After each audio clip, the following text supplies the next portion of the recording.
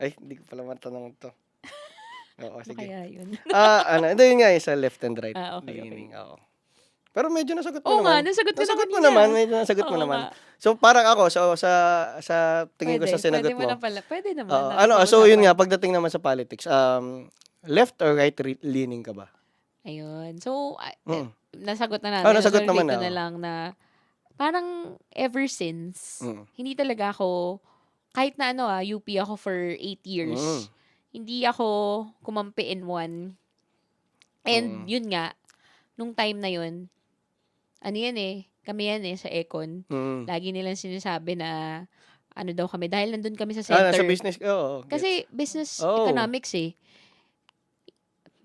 it asks of you to look at the bigger Oo. picture macro. So, ayan na tayo sa ano Mm. yung I guess dun pa lang 'no, parang nade-develop na yung, balancing mo ng emotion Mm. and logic din na Mm. kasi 'pag tiningnan mo lagi yung bigger picture, hindi ka puwedeng mamili ng left or right. Mm. Kaya yun yung nasabi ko sa'yo na kanina na ano, kasi dati nung nasa Econ kami, may gano'ng ano sa'min, pagtingin na neutral kami, Hmm. apathetic kami kasi wala Mm. kaming stand on matters, 'di kami Mm. nagpa-participate. Sa mga welga, oo. And para sa'min, well ako din, Mm. and I know some people na gano'n din naman. May iba kaming role Ayun nga. to see the bigger picture, to Mm. look at it in a macro perspective Oo. talaga.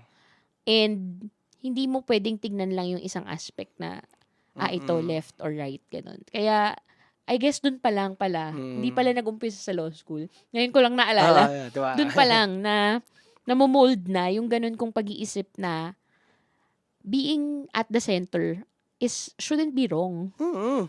Kasi hindi ko alam bakit may gano'n Dun din May kasi gano'ng isa sa mindset number one talaga. frustration ko sa society yan na navi-vilify yung mga nasa gitna, 'di ba parang Oo, sila yung tinitignan nila yung both sides? oo, exactly, gano'n. So, lalo pa yung napatibay nung nag-law Na school nag-law na school ako. ka na, Kasi oo.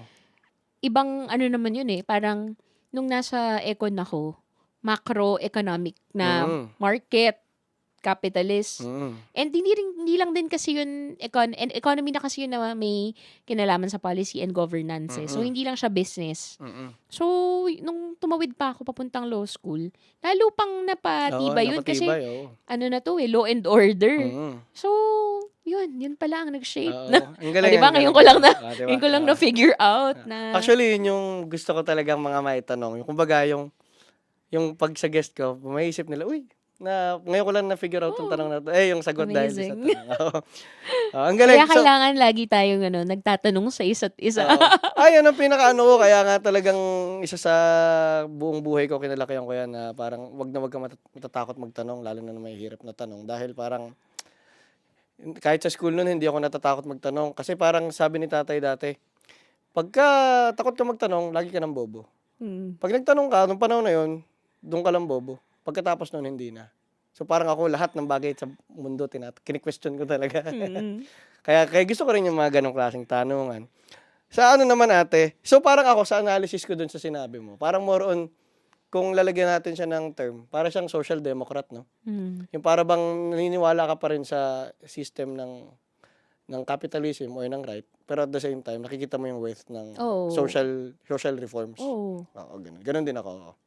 Yun nga kasi yun din ang ano sa'min yung 'pag wala kang stand, para bang yung Pero 'di ba, yun oo. yung stand mo Oo, yun nga. It's a stand.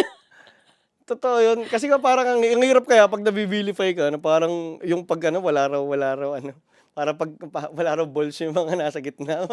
Hindi ba parang yun nga yung parang meron ka talagang dignity kasi nga tinignan mo pareho na hindi Oo. ka hindi ka na mind hindi na control ng isang side yung utak mo. At saka para sa'kin yun yung mga nagme-make ng good leaders. Ayun nga, napakaimportante nun. Yun pasok tayo diyan. Kasi feeling ko rin na para magkaroon ng malaking social change sa Pilipinas na kailangan talaga napakaimportante ng leadership. Mhm. So, para sa'yo, anong klaseng leader ang kailangan ng Pilipinas?